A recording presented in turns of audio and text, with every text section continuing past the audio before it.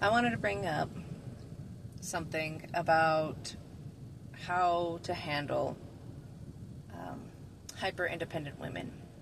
I don't know if this goes the same for men, whatever it may be.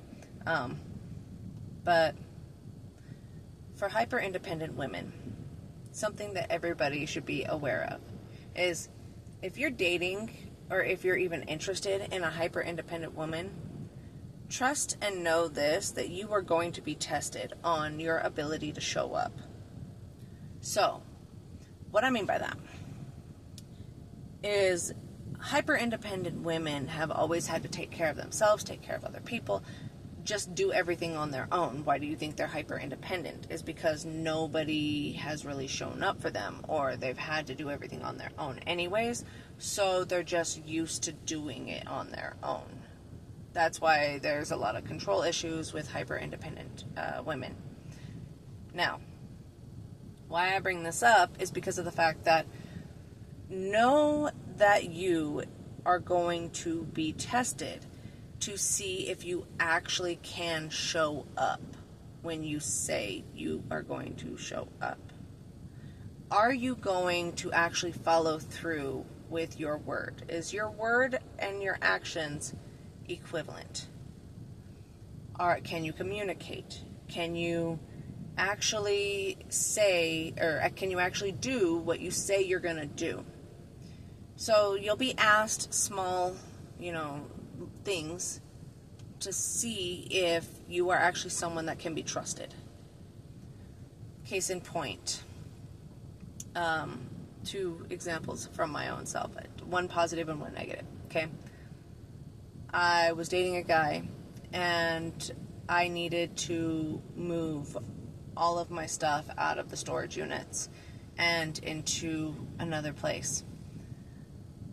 It was a lot of work that needed to be done, and I asked for help.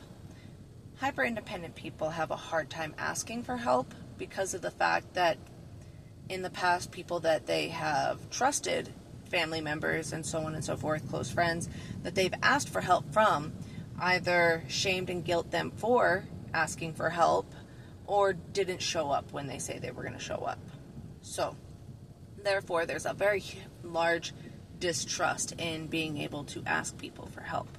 Okay, so when they try to ask for help, that's kind of like why they are so hyper independent, is because they're like, well, they're not going to show up anyway, so why not just do it myself? Or it's I'm going to do it the correct way, why ask for help? But that's not really related to this scenario, more or less. With that, I went and I asked this guy that I was dating if he could help me move stuff, and he offered to get a trailer to help me out. A little bit before the date that he knew he needed to help me on, he got asked if he could be a part of a show that was going to be like all night long into early morning of the day that we had to move all the stuff. Lo and behold, he took that show, and he decided he was going to do the show, and he was going to help. And I was like, okay, knowing full well that it wasn't going to go well.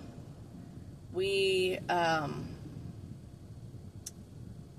and behold, I got to the storage units, and I was on my own trying to move in a truck, a few items with very, very little room.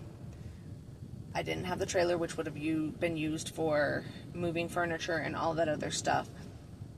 And eventually he showed up, and he realized that it was a lot bigger than just a small storage units. And it was like, hey, this is what I was telling you, is that there was a lot of stuff, and it was going to be all day, and you didn't want to listen. You didn't want to believe me whenever I was saying, like, hey, we need to get started early in the morning to get this all done because we have to be out by today. So, Needless to say, that didn't go very well. Had to call up other people and like beg and plead and cry to get help, and so on and so forth. And eventually it got done, but it wasn't a very good experience, and it was very difficult, especially with the fact that all of this stuff was my stuff from my ex-husband and I in our house and everything like that. And I had a lot of repressed memories and trauma and stuff like that I hadn't even dealt with while having to move it. So it was already a shit show to begin with. But that's one scenario. Second scenario, way later on, there was a guy that I was interested in, and I wanted to get to know him better. I was going to work super early in the morning. We both had the same shift days, and so he lived like, I think he still is, I don't know, lives a couple streets down from me. So I asked him if it would be okay if he could give me a ride to work in the morning. And so it was one of those things that he showed up. Every morning he still showed up. He was there every time. Sometimes a little bit later, sometimes a little bit earlier. But he was still consistently showing up. And that one didn't work out. But that was due to the fact that he was interested in someone else, and I did not feel it was right to continue getting rides from him if he was interested in some other person, because I didn't want to cross any boundaries if he was like with someone else, and for her to think that something else was going on. I just won't interfere in other people's relationships like that. I don't want to be, seen as like the other woman. I don't want that to be something that affects things. So I backed away. But that person definitely gave me like confidence that there are other people out there that will show up. So us hyper independent women don't like being hyper independent. Sitting in your masculine energy is not fun for us. It's actually exhausting. It's extremely exhausting. But we do it because we have to. So, know this. If you are dating someone that is hyper independent, if you are even interested in someone that is hyper independent due to whatever in their life, and so they have had to be the main person to do everything and be everything, know this: you are going to be tested. You are going to be tested and asked small little tasks, simple things that are testing whether or not you can actually show up. And let's be absolutely real. You can get pissed off about the fact that people, women are testing men, and men are testing women too. Let's just be absolutely real. We are all testing one another, because in this day and age, it is a shit show.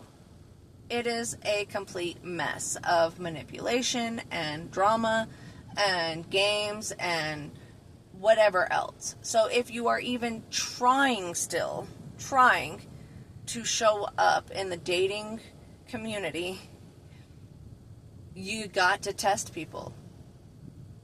You have got to check and make sure that you even want to continue even just a little bit further, because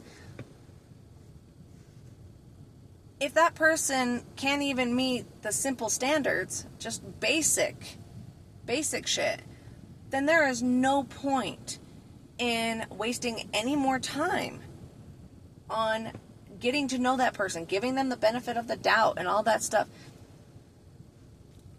Let's be absolutely honest here. It's exhausting when you are a very caring and compassionate person and you constantly give people the benefit of the doubt. You're just minimizing your self-worth by telling them that, but your thing mattered more than what I was asking you for.